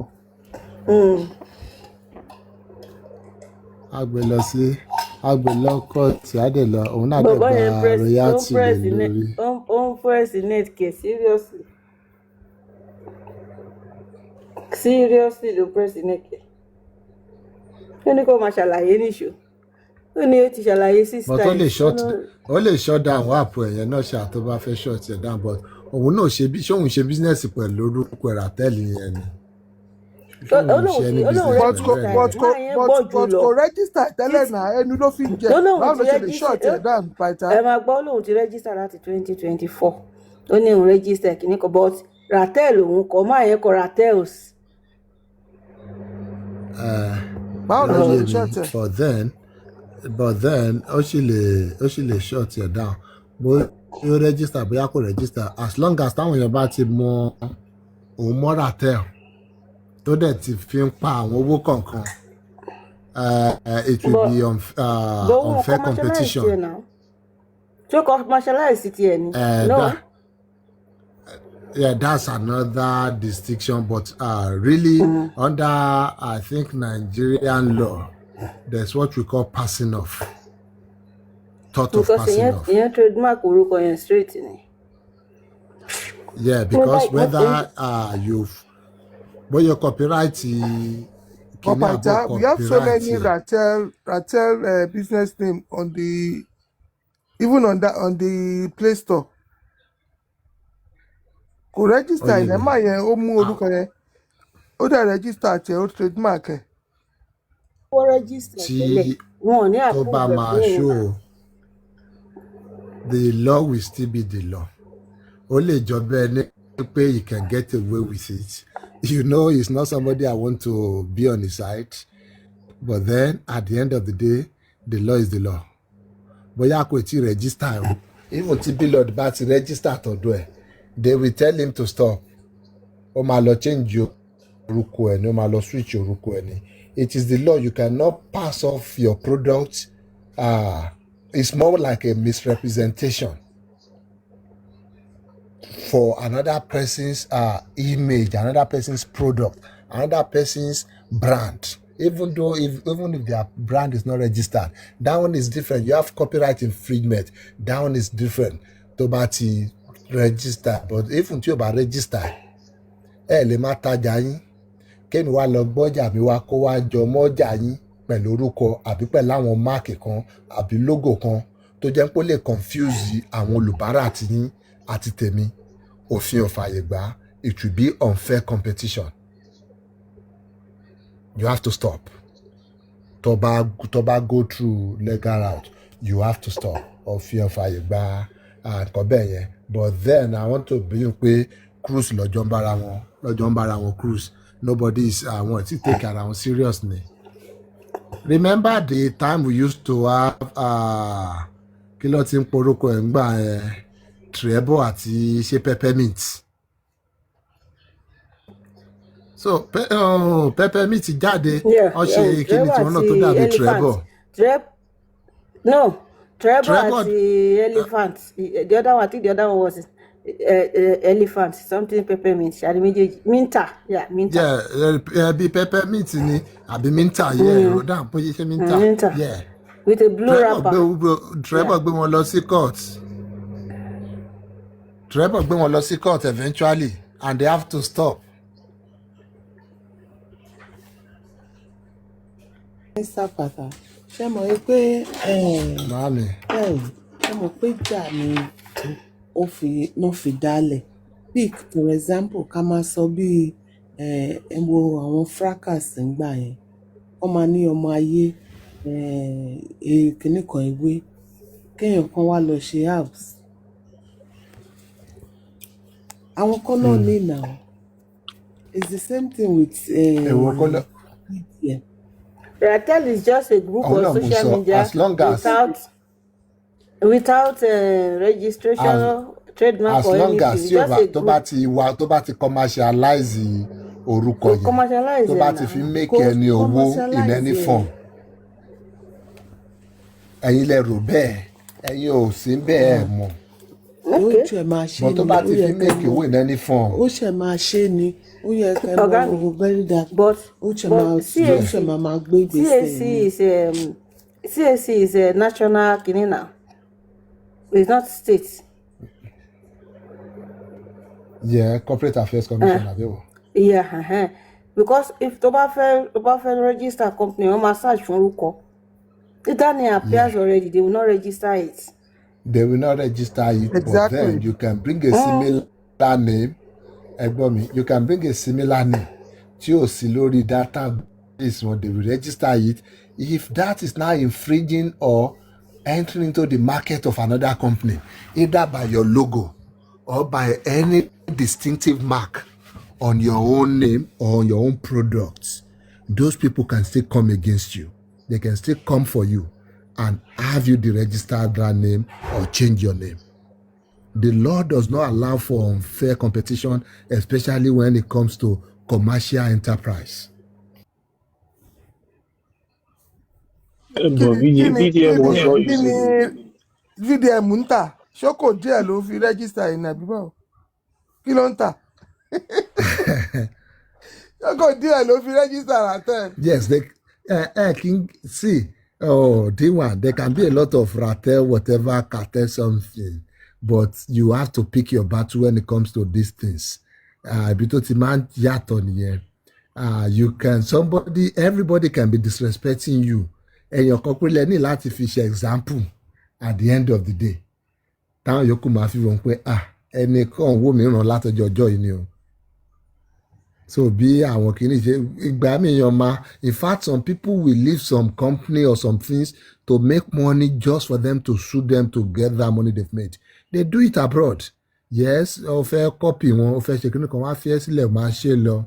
Tó bá ti make enough, bí ìgbà tó pawó fún wọn ni, àwọn ló máa wá rìpù owó yẹn lọ́wọ́ ẹ̀ tí wọ́n á dẹ̀ stop ẹ̀ nígbà yẹn. But Paita, there's in this case, if a video wants to make a case, then he has a long way to go. Because Billord, no, if you want to do all that that is necessary to make sure that you defeat him, because we have a lot of Ratel, there's Ratel phones, Ratel SIM, Ratel kini, tó ti wà even kí VDM kó tó jáde pé àwọn tiẹ̀ mọ̀ àgbéyàn mọ̀, ṣe understand? Then now Billord náà dẹ̀ gbé títẹ̀ jáde Ratel's app. So if VDM now said that because it bears Ratel, then the other companies can say they were doing àwọn tó ti wà for like 10, 20, 30 years. And it's still in Nigeria. So if they can make case with that as well, make reference to that as well. I'm asking, yeah. Yes, you can make that case, but for anybody claiming this relief under common law, nǹkan mẹ́ta mostly pẹ̀lú ló kọ́ ní láti prove or ló ní láti establish, then it becomes effective, it becomes successful. The first thing is you have to show that there's a goodwill that is attached to that your name or to that your product or to that your sign. There's a reputation, you have a reputation there. It's attached to something you are selling, whether goods or services. So only my jọjà ọgán pé physical product, it might be services. Its Ratel might be maybe a service kan tó render online, so they move some kind of economic gain fún. So it can be bóyá nínú business name yẹn gangan Ratel yẹn tó dẹ̀ jẹ́ pé some relevant or some section of the public to recognize.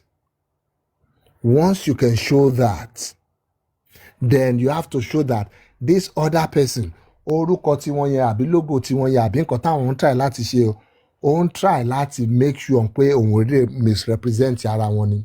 They are trying to pass off.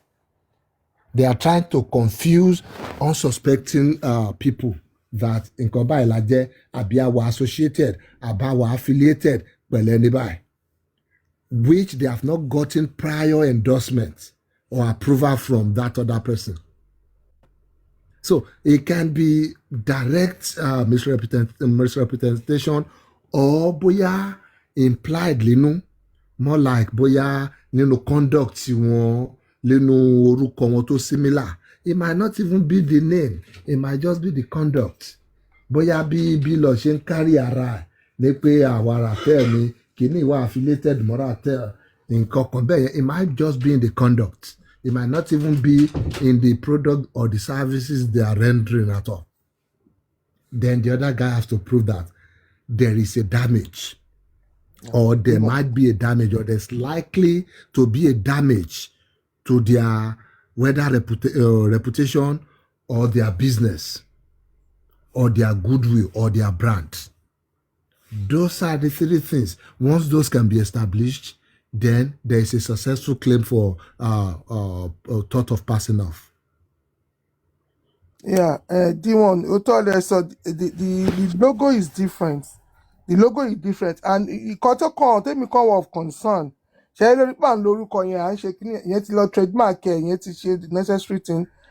Nǹkan tí ó kàn bá fún mi tí mo mọ̀ pé if this has to go to the court of law, ó lè máa lè gba orúkọ yẹn lọ́wọ́ ẹ̀ òbọ̀ tó máa san àwọn owó kan fún ọmọ tó ń tokó kiri yìí, because nínú app yẹn sẹ́ẹ̀ ó gbé fọ́tò VDM sí tó gbé Ratel dání, that alone ó ti ṣe kọjá boundary ẹ̀. Àbí kí lẹ́ni mo ṣe rí àmúrò dáadáa. Àní mo because mo download app yẹn. Tó bá ti gbé picture sí. Ó gbé picture sí. So that's more like you are misrepresenting yourself, more like on try láti jẹ́ káwọn èèyàn mọ̀ pé ẹ̀yin méjèèjì ẹ wà in some kind of alliance or some kind of connection. So it's unfair. Àfi tí o bá bẹ́ẹ̀ kí owó lórí ẹ̀ ló kù. Millions of naira, millions of pounds, dollar ló ti make inú ẹ̀ o. Ó máa san owó ẹ̀ ni. So because at the end of the day, bóyá o trademark product ọ̀dọ̀ àbẹ́ni copyright or anything, no, it cannot kò lè cure injury àbí damage tó ti ṣe yẹn, because at the end of the day there's a principle. O lè legitimize a deception. You cannot say, because you have deceived somebody and you now find a way of making everything look good. You cook the book and everything. No. The Lord will not give you that kind of protection. If you come to equity, you have to come with a clean hand.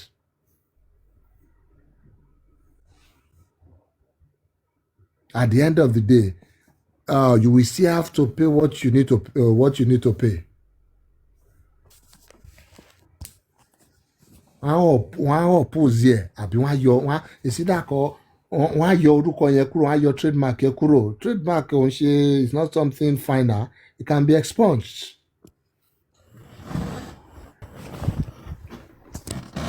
Mo fẹ́ show yín bó ṣe gbé kíní ẹ̀ sí àpò ẹ̀ yẹn. Àyàfi pé wọ́n jọ ní agreement, because if not, though mo láì bó ṣe ń fún VDM yẹn o, but inú àpò ẹ̀ tí wọ́n wá gbé ẹ̀wọ̀ ṣe ń rí. Ṣe ti rí VDM. Kí ló ń fi àpò ẹ̀ ṣe? Kí lẹ́yìn ṣe download àpò ẹ̀? Kí àpò owó ni àbí kí ni? Ṣe ti rí. Mo rí dáadáa. Mo kàn download ẹ̀ náà ni láti fi ra data. Ra airtime kankan bẹ́ẹ̀. Ra airtime, ra gbogbo ẹ̀. Ṣe ti rí bẹ́ẹ̀? Ẹ ti rí VDM. According to Billboard, ó ní ó já VDM ni wọ́n ní pé bẹ́ẹ̀ ní kó forúkọ yẹn lẹ́ẹ̀kan kan wá ní àwọn èèyàn kan ti pè òun wọ́n ti bẹ̀ òun kóun má take up case against him kankan. I think they have settled anyway bí mo ṣe ń ro gbọmọláìwé ṣe ń press orí ẹ̀yìn lọ́mọ yìí ń ṣọmọ gidi. Child of God ẹni máa lọ. sẹ́yìn lọ́ní ká wá lé wọn kúrò ń bíbà jìnnà mi tí ò dúró kọ́ṣẹ́. ọmọ pé táìmù ti tó láti lọ sùn náà ni. ok ṣe máa lọ rẹ̀ wọ́n tẹ́.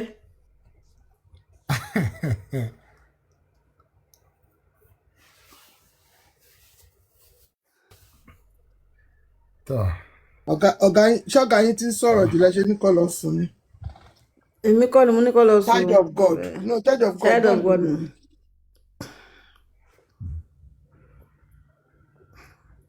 No fún ṣé question tèmi àbí question. kì í má stress ara mi jù ni.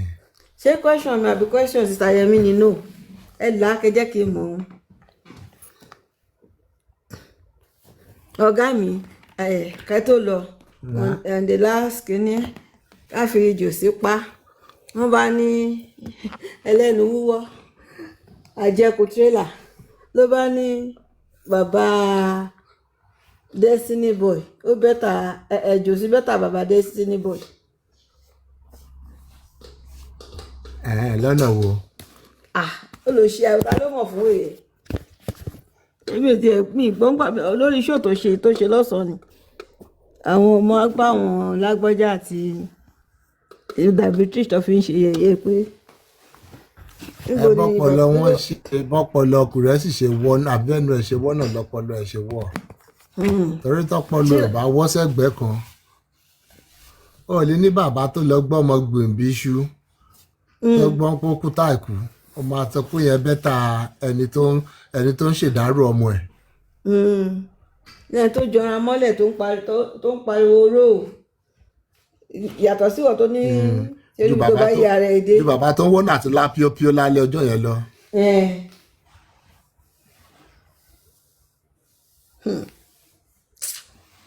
orí wọn ò jọ pé papọ̀ ni. orí wọn bẹ bàjẹ́ papọ̀. orí wọn burú bí eégún tó ń léwèrè. ẹ̀yin ará Amẹ́ríkà ẹ kú palẹ̀mọ́ wíkẹ́ndì yìí o ṣé ti dira ṣé ti róúnjẹ sílé ẹ ra búrẹ́dì kí ló ń ṣẹlẹ̀. kí ló fẹ́ ṣẹlẹ̀ American weekend. ọ̀nà lè jáde ṣé Texas lẹ wà ní. Yeah, Texas èmi wà but we're gonna have a very bad weather in America this weekend. Okay. wẹ́ẹ́dà yẹn gẹ́ta síbi everywhere. not just bóyá bí minus 30 la máa wà ń bì lọ́la gan. It's gonna be bad. I think -30. Mashallah, it happened 10 years ago. máa kọ́ ẹ jẹ́ ń pa àwọn ará mi tó wà ní Texas kí n gbọ́ information. ẹ̀yà lọ ra gas torí wọ́n lè cut light yín kó tutù tí wọ́n ní pé iná lè lọ. ẹ̀yà lọ ra gáàsì tẹ́ máa fọwọ́ tàn. àárọ̀ yìí bí mo ṣe close níbi iṣẹ́ báyìí mo sáré lọ sí Walmart kí n lọ ra omi. In fact ẹni tó bá dé bóyá bíi 30 minutes after tí mo kúrò níbẹ̀ wọ́n lè má rí omi rà mọ́ but mo sọ pé wọ́n máa supply wọn lómi ní ìní àtọ̀lá. Tẹ́ bá rí bí gbogbo chef wọn ṣe dry ó dry làwọn èèyàn ti kọ́ ẹ̀ mọ̀ pé the way táwọn èèyàn fi máa ń prepare for ní bí báyìí. wọ́n yẹn wá pẹ̀lú panic alert báyìí. kí lè rí gbé ní Amẹ́ríkà yẹn kí ló dé actually wọ́n wọ̀nà in fact they said 9 minutes outside could be deadly. If you spend 9 minutes outside this weekend, it could be deadly. Ọlọ́run ṣàánú. ọ̀rọ̀ wa gan tí kò tutù tó yìí tí kò tutù tó bẹ ṣe ń sọ yẹn tí tó bá ti tutù ṣe kí ni gbogbo àwọn páìpù tó ń gbé tí ibi tí flame heater tó ń gbà wọlé ojú ẹ máa block ni. Oh yeah, gbogbo ẹ same thing. ó máa block ni tí heater ò ní ṣiṣẹ́ mọ́. ká tó wá ní títí tó tutù bẹ́ẹ̀ yẹn wàhálà dé bẹ́ẹ̀. Ó máa ń worse ní Texas because Texas is never prepared for this weather. they won't can prepare for weather because àwọn máa enjoy a bit more of normal weather. How many So days ló máa fi rí bẹ́ẹ̀? throughout the weekend, and I think next week. minus 50 kí àwọ̀ sí minus 50 minus ó dà pé minus 40 ni no minus 35 ni ó máa wọ̀ by Saturday. But it will feel like minus 40, minus 31, feeling like minus 40. If you turn it off, so you will not have it. You will not have heater in your house, or what do you do? Because títí lẹ́mi tó bá ti block bẹ́ẹ̀ yẹn á máa kán mi mo ti mọ̀ pé ó ti bẹ̀rẹ̀ ni ẹ̀ máa lọ da omi gbóná sí ẹnu pipe yẹn máa wá diffuse.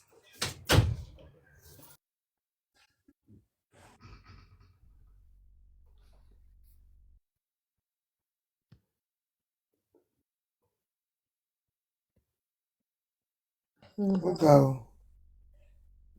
Ẹ̀ṣọ́ ibi orí dàbí sílà téèyàn bá wà mẹ́ẹ̀ náà yẹn á ti wà custom mọ́ gbogbo bad weather yóò gbó nǹkan Amẹ́ríkà extreme ni ìjọba wọn náà tún dé extremity wọlé everything about America the nature extreme àwọn governance wọn náà extreme kí ló dé ogun láyé ni.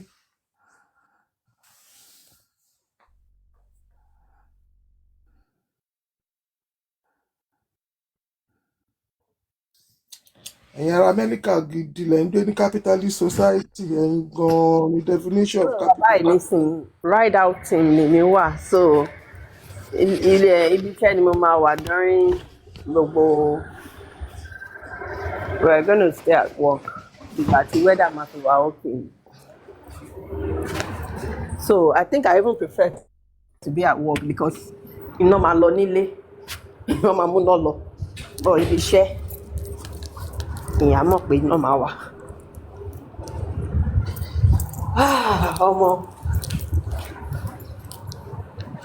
wọ́n máa ra oúnjẹ wọ́n máa ra omi bíi pé ilé ayé fẹ́ parẹ́ ni bí ìgbà tí Noah sọ fún wọn pé kán prepare ara wọn pé òjò fẹ́ rọ̀ o bẹ́ẹ̀ lọ ṣe máa ń ṣe. ẹ mọ̀ pé fẹ̀kàn tẹ́lẹ̀ náà wẹ́dà yìí náà wà depressing èèyàn á máa jẹun bó ṣe wọ̀n èèyàn kàn tiẹ̀ máa jẹun èèyàn á máa fi stress jẹun ni ká má ti wá sọ pé wẹ́dà tó máa ń séyàn mọ́lé.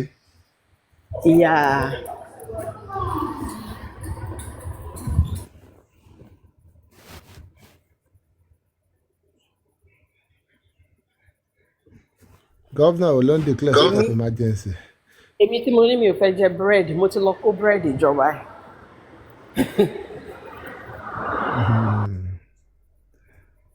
Báà lẹ ń ṣe pẹ̀lú Trump yìí ṣé ẹ lè lọ gbé bàbá ẹ̀ sí hospital gan-an. Mayor wa ti travel each time tí kinní bá ti ń bọ̀ báyìí ó máa ń travel.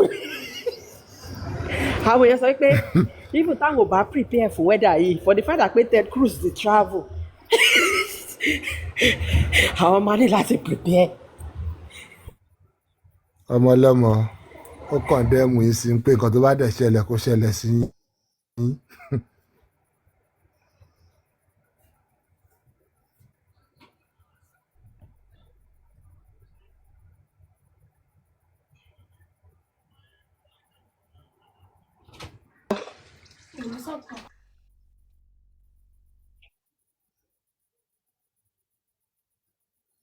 Ẹ kalẹ̀ o.